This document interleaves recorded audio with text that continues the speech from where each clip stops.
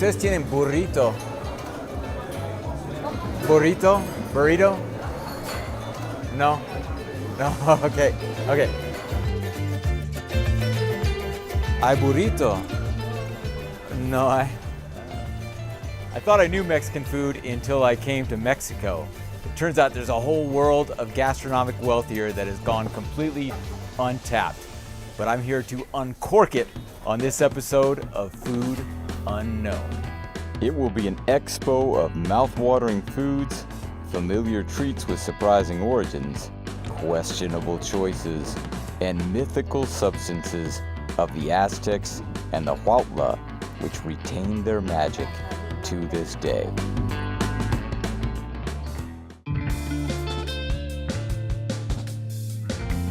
Our world is full of fascinating dishes, culturally important, rich in stories, but only a few have seen the limelight. I'm Jonathan Legg, and in this series, I'm focusing my travels around the world's most underappreciated cuisines. Oh my God. Have they failed to market? Are they about to emerge? Or are they just plain bad? It will be a global journey of pleasant surprises, dangerous mishaps, and stunning locations.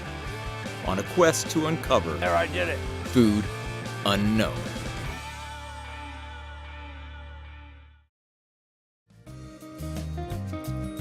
Mexico City, a mega metropolis. Over 20 million souls packed into what was once a volcanic lake basin, where the Aztecs made their aquatic empire. Today, there is an overwhelming abundance of neighborhoods, from posh to historic to gritty. So where to go first? If you want to ease into town, the best place to begin are the trendy, hip neighborhoods of Roma and Condesa, full of tree-lined sidewalks, stylish murals, and cutesy cafes.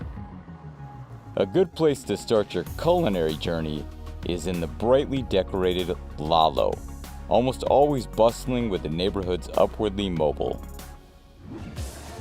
If you're familiar with Mexican breakfast, you might know about Huevos Rancheros, the classic. Fried eggs delicately laying on hot corn tortillas, laced with black bean and smothered in salsa. But if you want to go real Mexican, like OG, get some huevos con escamoles, made with ant larvae and pupae.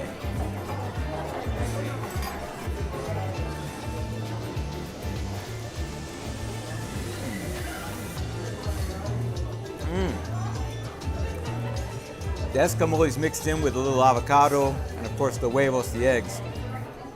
But the flavor is nutty and buttery with a texture similar to cottage cheese. In fact, it's a great substitute to cheese. If you want to go no dairy and add a little more protein to your breakfast, bam, that hits the spot. The original Mexicans, the Mexica, didn't have many of our modern sources of protein. Cows, pigs, chicken. They had to make do with smaller options. But the Mexica did have a couple items the old world lacked, including something you may have in your home right now.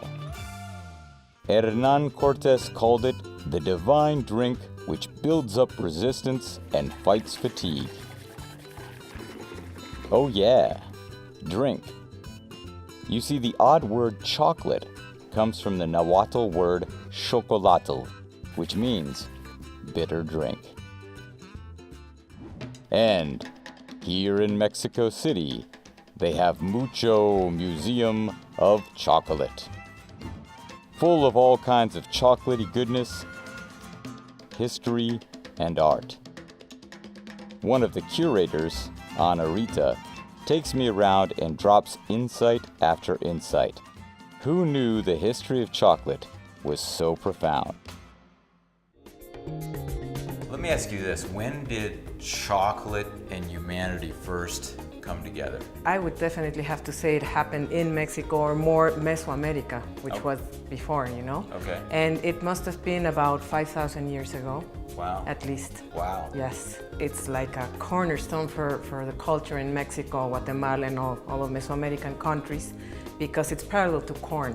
So it's a staple food. And it's a staple. Yeah, definitely. So how was chocolate first used and conceived in Mesoamerica? That's a big question, you know, but from what we know, it was used together with a combination of ingredients, of flavorings, corn definitely because of the power of energetic properties, and also with several roots, spices, like vanilla, for example, another thing that comes from Mexico, chili powder, of course. Chocolate and vanilla come from Mexico? Chocolate and vanilla, right. Wow.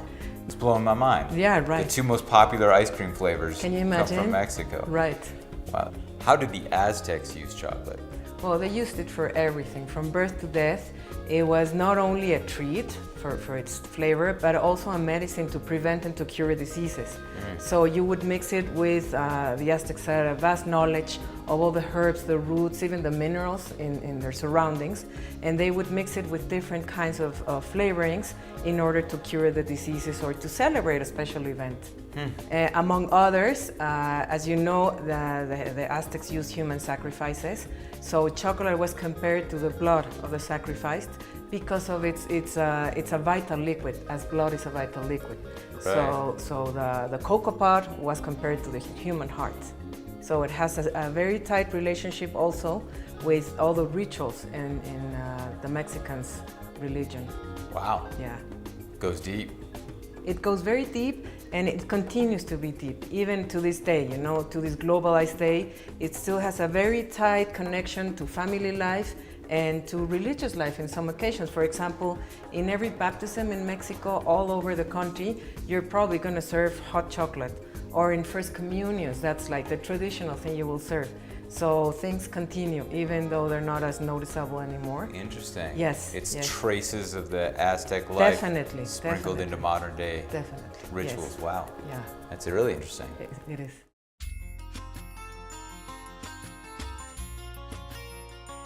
My favorite room in the museum?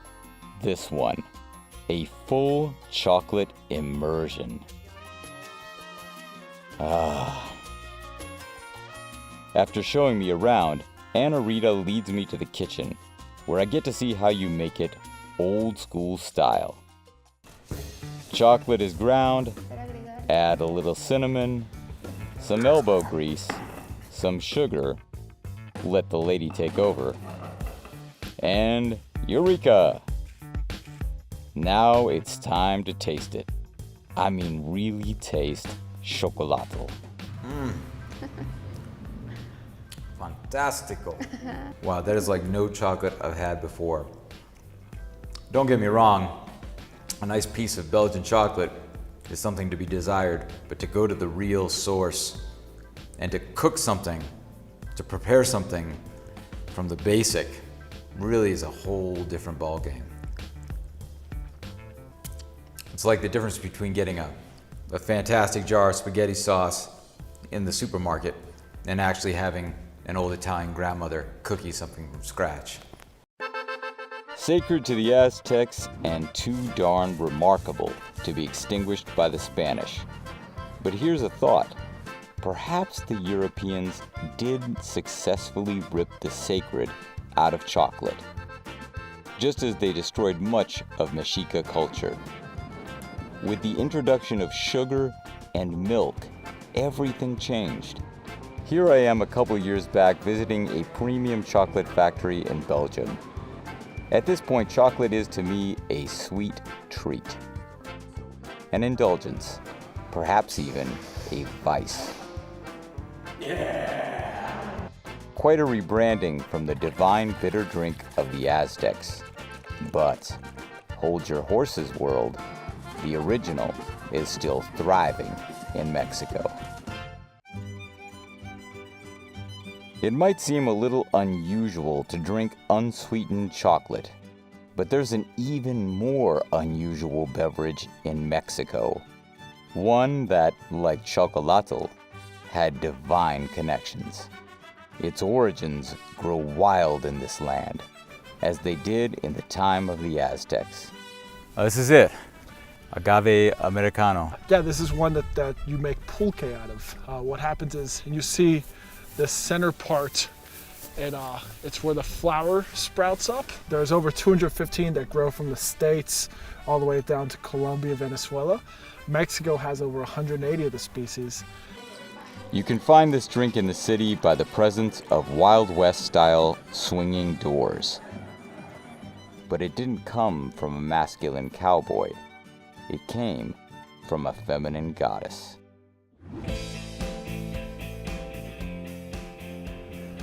Inside Pulqueria Los Insurgentes, which recently was nominated as Mexico City's best bar, pulque on the rise. I'm waiting for the brewmasters to arrive to show me how they make the pulque. In the meanwhile, let's check out this amazing painting. There's Mayuel, the Aztec goddess of alcohol, springing out of an agave plant. She's got rabbit ears because supposedly she gave birth to a bunch of rabbits, each one representing a different level of intoxication. Now, pulque was a sacred drink reserved for nobility, but once every 4 years, everybody in the village, in every village in the Aztec Empire, got hammered. It was a way of honoring the goddess and to sort of celebrate this great plant, a sort of a gift of the gods that would allow you to access another level of perception. Los Insurgentes is at the spearhead of the resurgence of pulque in Mexico City. It still has the grit of a traditional pulqueria, but it introduces a trendy modern edge to the scene. The curing team arrives, and I climb up to join them in their regular homegrown process, as artisanal as it gets. The curing room's dark and dingy interior contrasts with the bright colors of pulque in buckets. One flavor is gonna get the Johnny touch today, and that one would be pineapple. All right, so here we have the pulque natural. The guys told me it comes from the ranch like that, so the ranchers have already taken the honey from the maguey and fermented it, and so it comes in like this.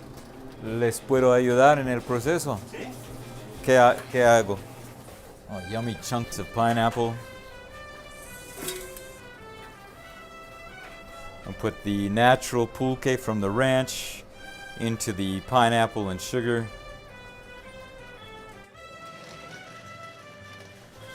All right, now we get the pulque with the pineapple flavor going into this old school barrel. Then we'll add some of the oat mixture to give it body. Wow, this is a super slimy substance coming out of here. Twisting. It's almost like some alien seed.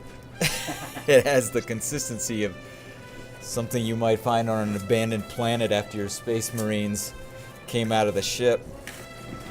But as long as it doesn't jump up and hug my face, I'm happy to keep curando.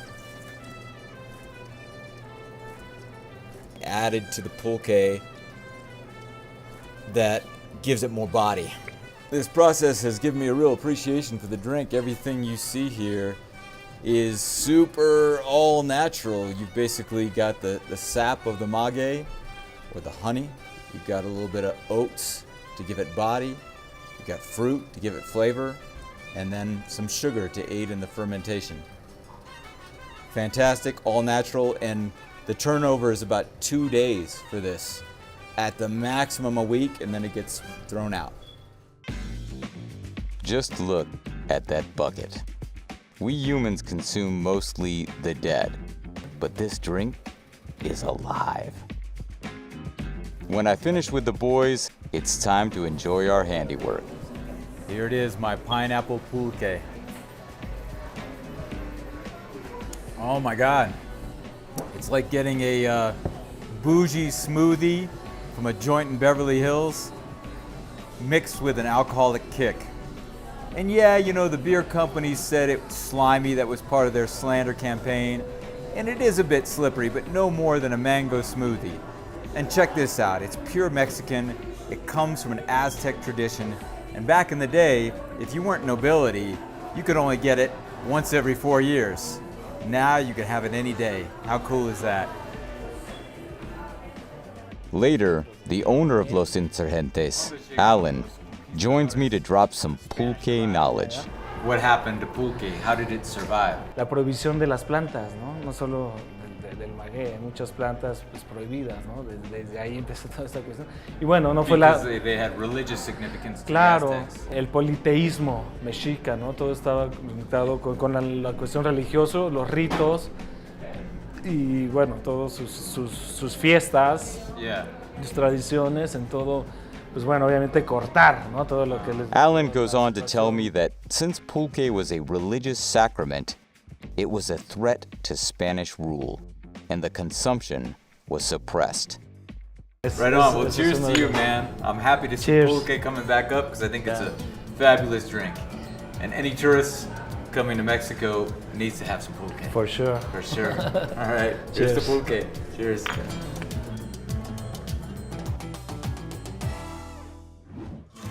Pulque is indeed a double survivor.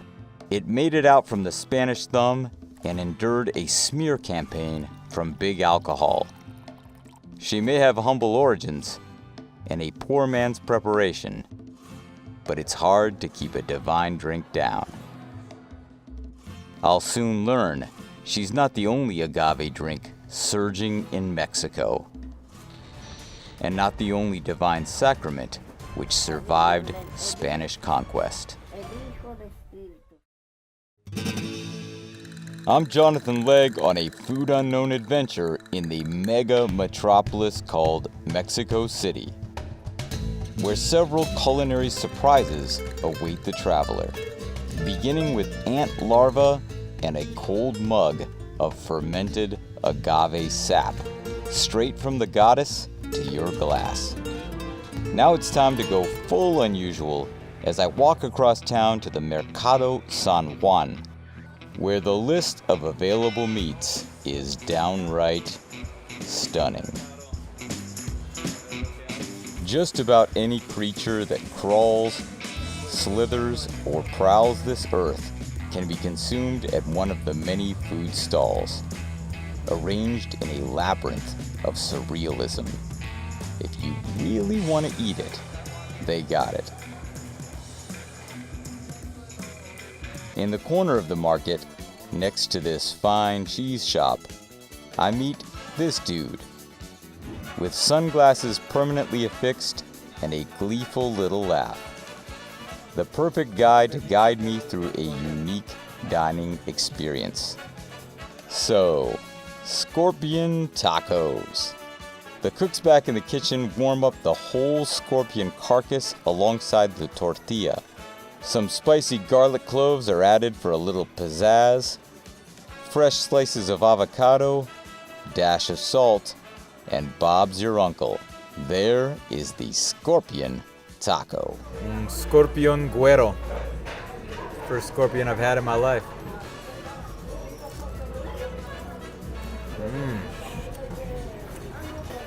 Wow, it's nice with the garlic.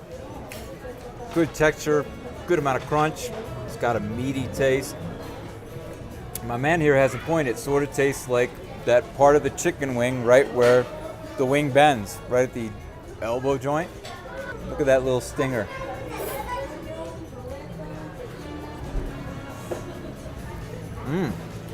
It's nice to have some crunch in the taco. After my meal, I go to wash up and encounter a problem. A massive problem. Here's an example of how water pressure really is based on your economic stratus. In the rich neighborhoods to the west, they've got big sprinklers watering the golf courses. As you get to the middle class neighborhoods, you've got average water pressure, and here we're in a poor neighborhood. There's nothing coming out of the tap. Instead, you got to kind of get the soap and then soapy water there, and then they got a little bucket out for to rinse your hands off. And then you get out of the city into the hills.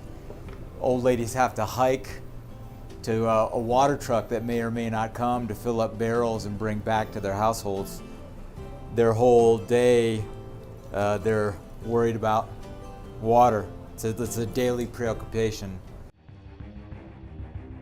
This is a particularly bizarre conundrum because the city once looked like this, covered in a series of giant lakes. Now only a tiny refilled piece remains. To understand the historic roots of this problem, I picked myself up an old Volkswagen Beetle. This may seem like a fancy collectible in certain parts of the world, but in Mexico, it really is the car of the people, still chugging away in daily life utility.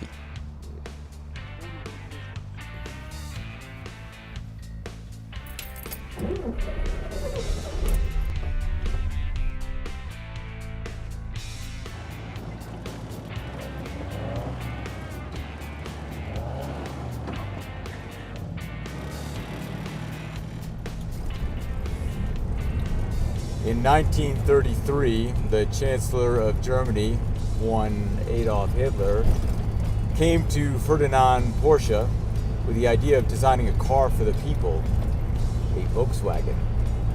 He wanted it to have the capacity to carry 2 adults and 3 children at a top speed of 100 kilometers per hour, take its design from nature, be rugged and easy to maintain.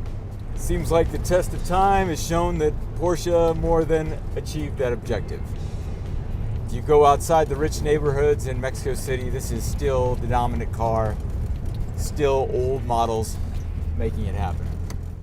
To get to my destination, I follow the old Gran Canal and pass construction of the new Túnel Emisor Oriente.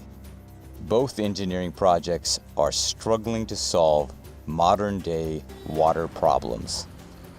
But the original project, the game changer, I find hiding unmarked at the edge of the city.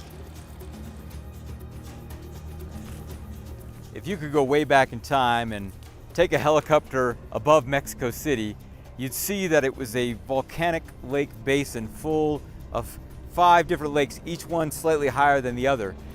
And the tribes that lived there, the Mexica, the Aztecs, and those that predated them, thought of their world as a world of water. Sure, they had to deal with some floods and some droughts. They built aqueducts, they built dikes to sort of regulate it, and they got around on canoes. Well, then arrived the Spanish, the conquistadores, with their horses. And they didn't want a world of water. They wanted a world of land. Thus began this. In 1609, the Spanish hired a guy named Enrique Martinez, who was actually a German who rebranded himself so he could get the job. This dude, with the help of 15,000 indigenous servants, carved a trajo, or a cut, through the mountains to drain those 5 lakes. And Mexico City would never be the same. Back in the center, I visit Chapultepec Park, known by locals as the lungs of the city. But the presence of Tlaloc, the rain god, tells you it also has a relationship with water. Here, water expert Dr. Perlo Cohen breaks down the situation. This water that you can hear and feel and sometimes smell, this water comes from a distance of 60 to 80 kilometers. 60 to 80 kilometers away. Yeah. Can you imagine this city full of rivers, springs, and lakes? We used to have that. It's vanished. Perhaps that's why we are so stressed in this city, because we lack the sound and the feeling and the sense of water. Wow. We've destroyed all our water resources in the city. As we continue talking, the problem comes into focus. The solution, not so much. Lack of water and excess of water. More people, more problems. Well, perhaps Tenochtitlan had at the most 200,000 inhabitants, and now we have 22 million. Yeah. So you have the same problem. How to avoid floods for these 22 million, but also how to supply water for 22 million people in the most important economic, political, cultural, and educational center of the country. As I leave the water issue behind, night has fallen on the city. At 2,200 meters, the streets can get a bit chilly in the dark. So I hunt for a special dish to warm my bones. Yeah. Gracias. Huele bien. There's actually 3 kinds of pozole in Mexico. You've got a white, green, and red, which interestingly correspond with the Mexican flag colors. Coincidence? I don't know. Now this pozole restaurant serves it in the Guerrero style, which comes with avocado, but other regions do it differently. Some serve it with egg and others with sardines, which by the way was a tiny source of protein for the Aztecs. And speaking about the Aztecs, this was a very important meal for them, a very special meal for them, because the key ingredient is hominy. And corn, as you know, is like the lifeblood of the Mexica, of the native people.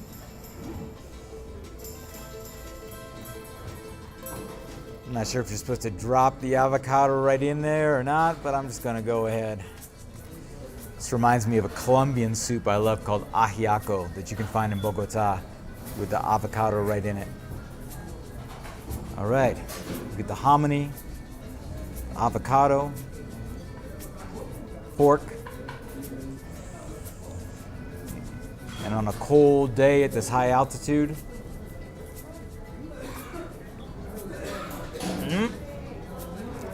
I knew it was gonna hit the spot. Wow, this is like grandma's stew. Those chewy chunks of hominy, the rich slices and shreds of pork, the subtle taste of the avocado, and not only is it temperature hot, but the spice really warms your bones. Now let's talk about the other key ingredient in this. Hominy being the fundamental core thing. The second is the pork. Now here's a rumor that back in the day when the Aztecs had it, the meat was human sacrifice. And it was later replaced by pork, which came from the Spaniards, because pork reputedly has a texture and taste similar to human. Now let's talk about the whole human sacrifice thing for a second, because the Aztecs get that rap, and yes, it was baked into their mythology that conquest and sacrifice were necessary to avoid the apocalypse and keep the sun in the sky. But before I judge them, the actual amount of executions done in London and other major European cities was higher per capita. My ancestors gathered in crowds and bought popcorn to watch executions. They'd pay extra for front row seats to watch people get hung or torn to pieces by horses. So it was just a gruesome era in general.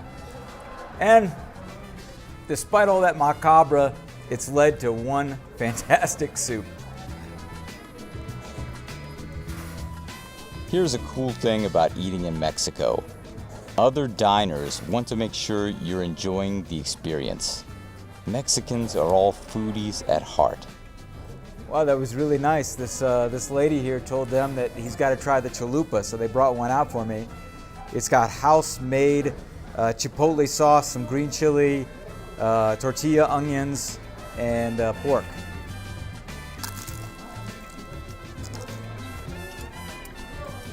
It's served cold, which is surprising. It's a nice combo from the soup, which is just salty and heavy. This kind of tastes light and like a palate cleanser, surprisingly, to call a pork dish a palate cleanser, but it works. A fantastic place to end the day. Warming my body, satisfying those taste buds and making some new friends. My last day in the capital begins. Before leaving, I've got to hit the street food scene. Mexico City's sidewalks offer a cornucopia of affordable yet scrumptious cuisine. If you're on a budget, you don't have to choose between quality and quantity. You get both.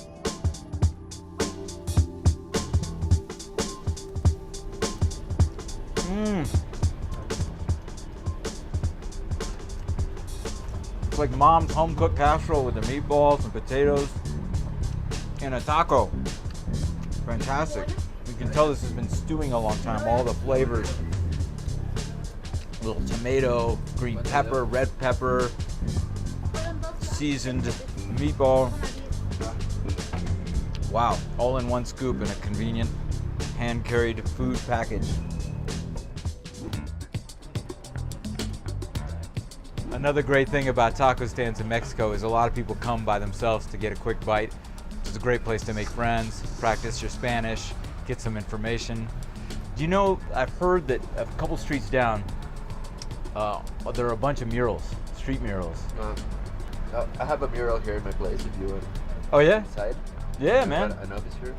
Oh yeah, it'd be great. Sure. If you don't mind. Yeah. We'll go with you there. Yeah. Yeah, brilliant. Yeah, I'm Johnny. Carlos, mucho gusto. The guy's office didn't really pop on camera, but what is remarkable is that you can make a friend just like that at the taco stand. And there's nothing more valuable you can get from travel than human connection. And speaking of connection, it's time for me to unplug from La Ciudad de Mexico. It's been a memorable and tasty whirl through the big city. My journey now moves south to a state of colorful towns, masculine axe swinging, and mysterious rituals.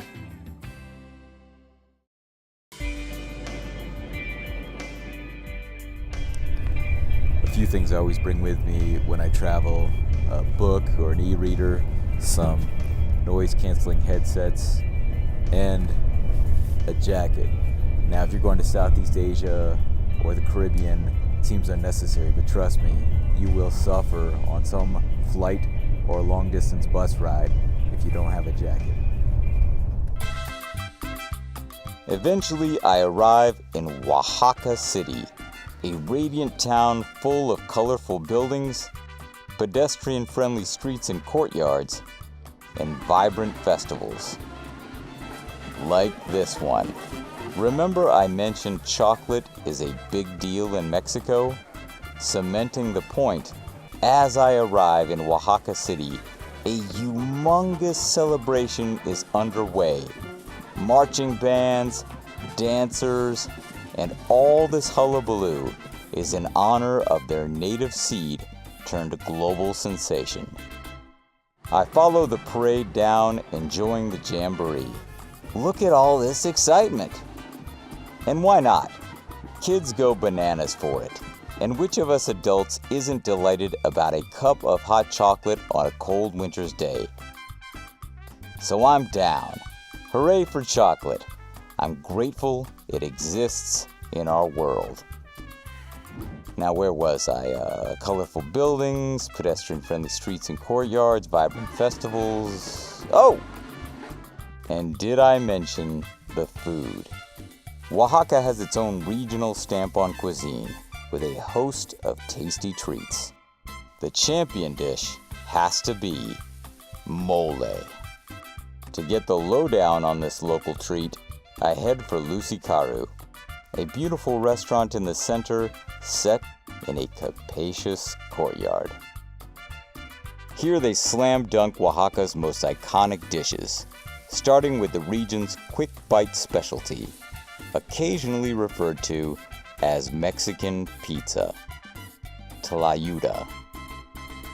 Which is a big tortilla, usually grilled over a fire, and then they put down a layer of lard, a layer of refried beans, and then the other toppings, in this case some beef, and looks like some greens. I could use some greens. Oh wow, a lot of good stuff in there. Well, let's just put a strip of this beef in the center. And guy told me the green one's the spicier. Pica mucho. Vamos a ver. Hold her up.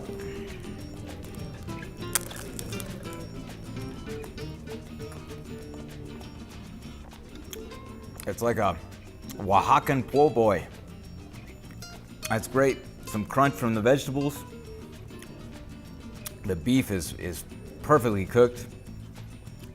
Got a little bit of the Oaxacan cheese, some avocado, a nice crispy tortilla, some fresh tomatoes. Boy, there's a whole bunch of flavors that come through. Holds together nicely in your hand. It tastes very fresh, very hearty, and compact. You've got all that in this one fold. That's a great meal. Now this meal is popular on the streets of Oaxaca because you can just grab and go, but it's nice to eat it in this beautiful setting. But what Lucicaru does better than anything is mole, the rich textured sauce that has the whole country talking. Made old school style from more ingredients than you can count on your fingers and toes. All this stuff is hand ground into a paste, cooked up in the kitchen, and then poured hot over a classic dish of chicken and rice.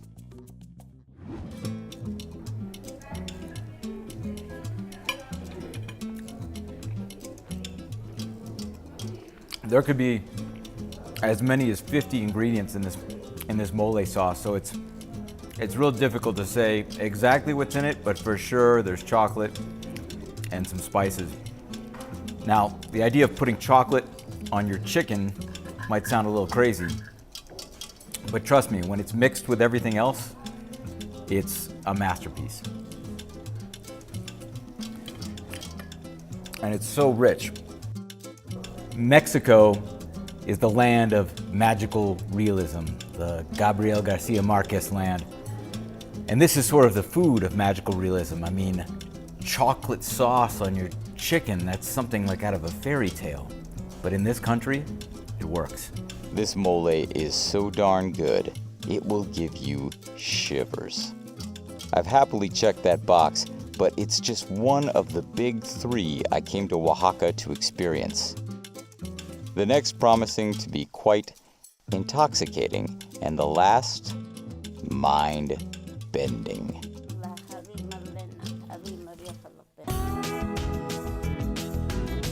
Several places in the world have an iconic spirit. In many it's wine, in some it's whiskey, and in Mexico it's typically been tequila. It turns out that that's just one lucky member of a whole family of liquor called mezcal. While tequila is the industrially produced, slickly marked sun, the rest of the clan is made in a much more traditional fashion, which I'm on my way to understand.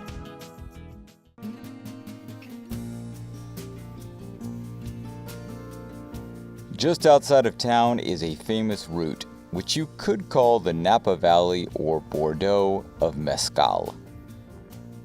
A short sunny drive out of Oaxaca City brings one to a land of massive maguey fields, a place where mezcalerias like Illegal are in boom times. As I pull up, the crew is hard at work. I approach and see if I can join. Split a few logs in my day, but never an agave piña. Let's see if the same technique works.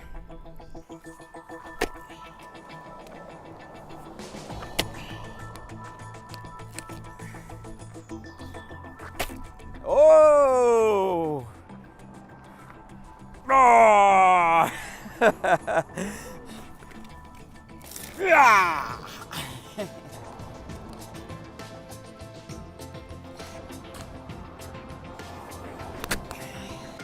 After all that chopping, the chunks get brought up to a fire pit where they roast. Try not to fall into the burning pit. Then you take those roasted chunks and machete the shit out of them. Finally, those busted and hacked chunks get pulverized by this giant wheel. I just gotta... Maybe with my crew we can... Ready? 3, 2, 1. Okay.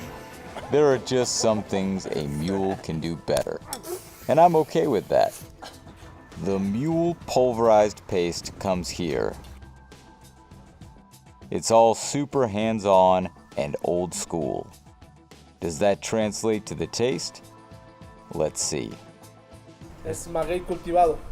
Maguey cultivado. Oh, that's got a nice sweet, dulce. 45%. Wow. I've never had a drink that's 45% alcohol that is this smooth. It just goes down smooth, and then later there's sweet roasted notes that come in. But never once that impulse you get with a harsh alcohol, like, oof, it's just slides right on down the gullet. This really confirms what I love about mezcal. For me, tequila just goes from harsh to smooth as you go up in quality. But every mezcal you have tastes a little different.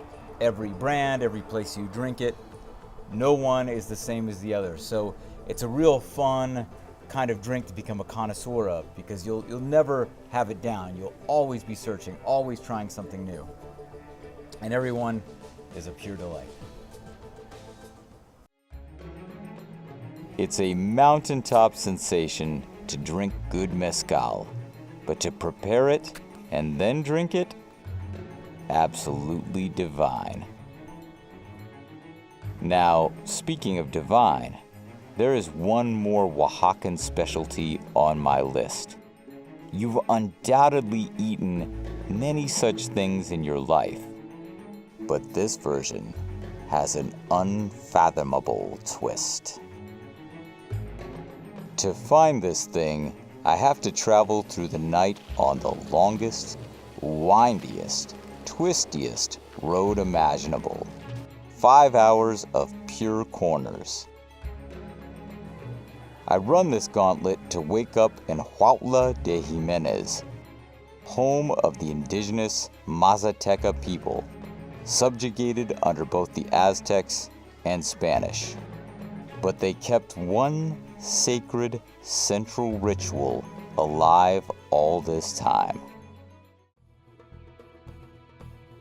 A series of connections leads me up to this hilltop community, and then into this dank, dark shack, shrouded with secrecy. Sitting here waiting for the mysterious curandera or shaman to appear. She's Mazateca, which was a tribe that was absorbed by the Aztecs, which was in turn absorbed by the Spanish. And you can see all those stages of belief here in her altar. I'm not sure how all of this is going to affect my experience, because I'm about to do what's called a velada, which is a ritual with a very specific substance. Comes from this area, came to the west from this area. And until the 50s was totally lost on the west. An old shaman enters to explain the ritual, her helper translating from Mazateca into Spanish. The sacred sacrament is consecrated over the smoke. Undoubtedly, we are watching a time-worn custom. This seems like a lot. What you are seeing might seem new, but it's old to humanity. Cave paintings in Algeria and Spain demonstrate our species' ancient consumption of psychedelic mushrooms. Your ancestors were trippin'. Last one. For a while in the West, I think the message was lost. It became popular in the 60s and the hippie era. maybe got a little out of control, then was vilified. But now, both scientists and truth seekers are coming back to it with a new, clear intent. And really with these kind of things, it's all about intent. Okay, John? And I do feel anxiety creeping in, but I will put my trust in this woman, and I will surrender to the experience.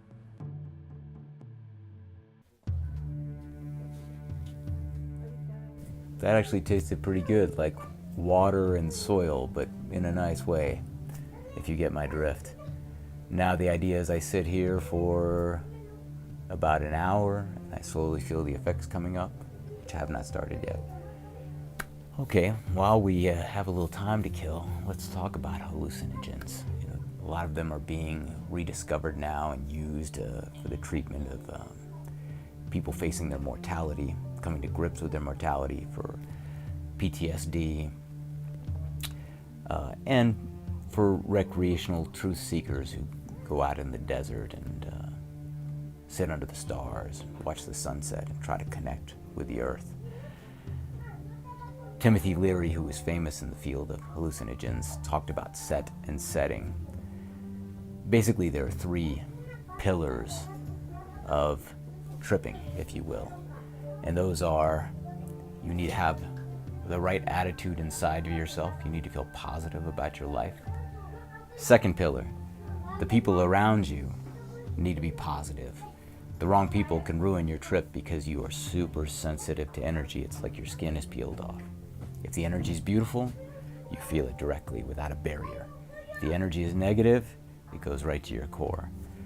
So make sure Rick the Ranger isn't going to show up with a bunch of fine forms in his hand and a siren blazing.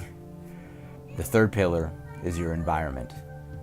In the middle of a busy city with horns blaring and a lot of frustration, that grind of daily life, horrible. In nature, surrounded by trees, birds chirping, beautiful sunset, the vast expanse of the horizon, bellissimo. So with that in mind, I'm ready for these mushrooms. A second shaman enters the room.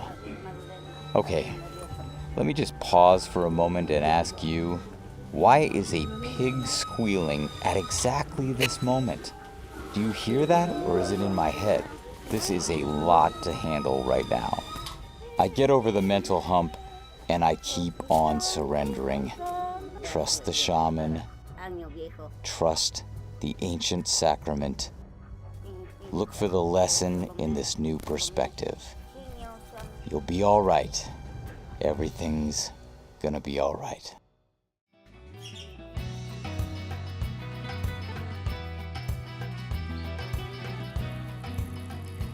And in the end, I found the perspective.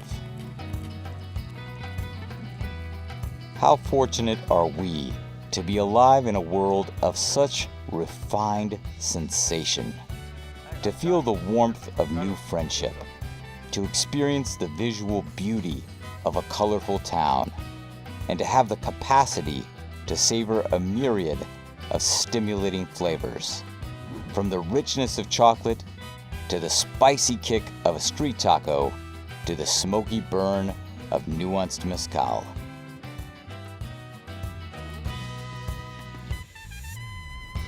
Mexico has done two things profoundly. The water situation in the city has destroyed my blissful delusion that I take resources from a magical somewhere and throw them away to a magical somewhere else. That somewhere is right here on our delicate planet, which I share with you. It's also destroyed my fantasy that I know this country's food. Burritos and tacos? That's not the tip of the iceberg. That's the condensation on top of the tip of the iceberg. Few destinations have such a myriad of delicacies, many packing fascinating stories of ancient gods and forgotten rituals. The only way to truly know it is to come. Entonces, venga. Mexico is waiting for you.